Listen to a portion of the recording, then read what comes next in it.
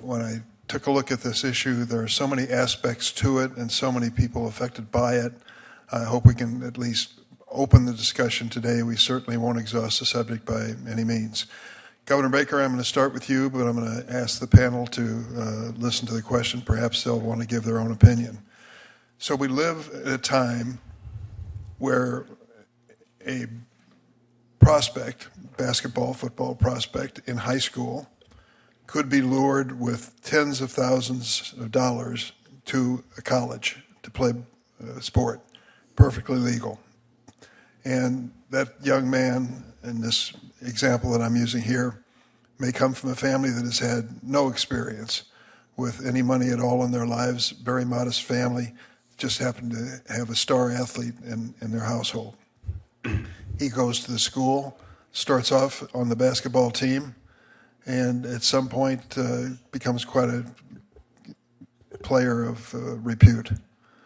Reaches out to many others to encourage them to follow him in sports.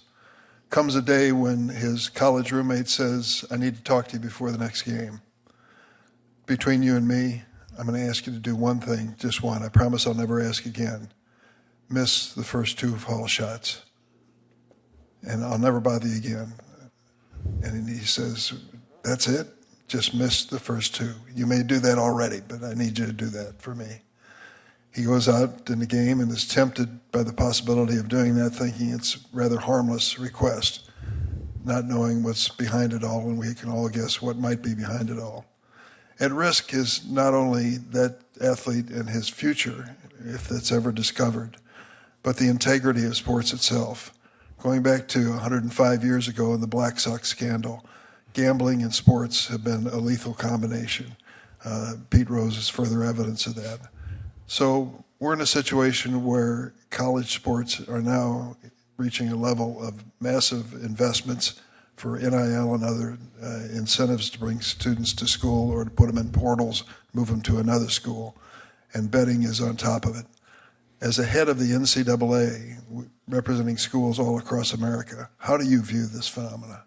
Well, I certainly share your concern about what, in essence, is an example that involves a prop bet. And one of the reasons why we've been working hard to get all states to prohibit prop bets on college sports is, for example, for exactly the reason you just raised. I've actually talked to student athletes who have told me 100 versions of exactly the same story you just told me, which is the pressure that they feel, social pressure and other pressure from classmates, schoolmates, people they know, friends, people around the sports community, to do certain things that aren't going to affect the outcome of the game, but will absolutely help, quote unquote, somebody make their number. And that's part of the reason why, for us, this prop betting issue in particular is so fundamental. I mean, the example that you used about Armando Bacot having what he thought was a pretty good game in the tournament in which UNC actually won and getting more than 100 messages directed at him because he didn't get, quote unquote, enough rebounds. Those stories are everywhere. And I think one of the most fundamental opportunities that we have to take at least some of the pressure off a lot of these young people is to get prop bets out of the system. It's an enormous problem for them, and it creates an incredible amount of harassment, social pressure, and abuse, period. So let me congratulate Senator Tillis for landing at his state university Bill Belichick, one of the legends. I was going to bring that up. One of the legends in football. We're quite familiar with him in Massachusetts, yeah. So this last week they published his contract in more detail than I think usually is disclosed, how much he's being paid and so forth, and the people he's going to hire to be part of his operation from the NFL. Interesting investment in talent for the university. And then the last item was $20 or $23 million that is going to be used for incentives to bring athletes to the university. This is a big money operation. I'm not so naive to believe University of North Carolina is unique in this situation. But with all this money coming in and gambling superimposed on top of it, how do we preserve anything that looks like a credible sporting event, let alone amateur-type athletics? It's too bad that Senator Welch just left, because I was planning to congratulate him on the fact that University of Vermont won the D1 National Soccer Championship last night. About as amateur a team as you're going to find competing in Division I. I think the part of our objective on dealing with the money is this settlement that we've negotiated with a number of plaintiffs on a series of cases that typically involve NIL and other stuff that date back 10 years.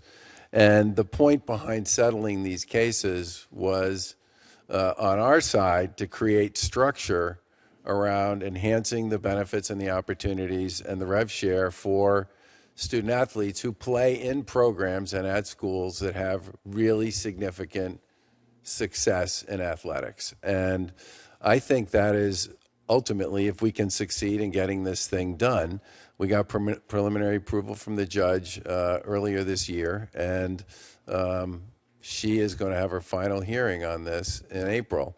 I do believe this will make it possible for us to create structure around this. And on some level, honestly, I think the fact that we could be in a position to put literally hundreds of millions of dollars directly into the hands of young people through their athletic performance and their schools will, in some respects, help on some of these larger issues associated with sports betting. But the abuse and the harassment and the beatdown, not to mention the social pressure that you talked about that they deal with right now in this space because of the prop bet element that's attached to this, is not going to go away unless we manage to figure out some way to get prop bets out of college sports. And that's why we've been spending so much time going state to state to make that happen. Thank you, Governor. Before I turn to Senator Tillis, Mr. Batamose, a lot of people in Chicago are paying a lot of attention to Gonzaga graduates now. We thank you for being here today.